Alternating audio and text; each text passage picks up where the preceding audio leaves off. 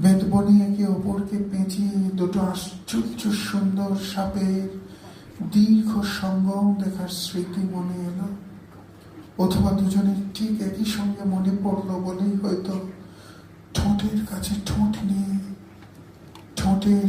ঠোঁট নিয়ে এসে পরক্ষণে আচমকা মুখ ফিরিয়ে নিল দুজনেই।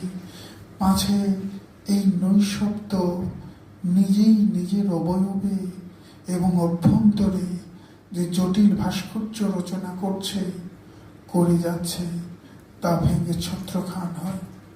কিন্তু কে গো ওই তৃতীয় জন যে ডুকরে কেঁদে উঠছে দুজনের মাঝখানে এই মেঘ ও মৃত্যুমুখী প্রদোষে?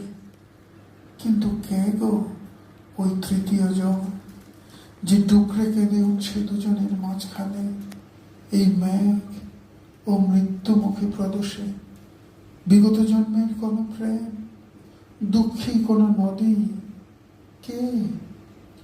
সূর্য ডুবে যাবার পর একজন আরেকজনের হাত ধরে আরো আরো আরো শক্ত করে অন্যজন গালে, গলায়, কপালে ও কানের লতিতে চুম্বন করতে গিয়ে অঝরে কান্নায় ভেঙে পড়ে।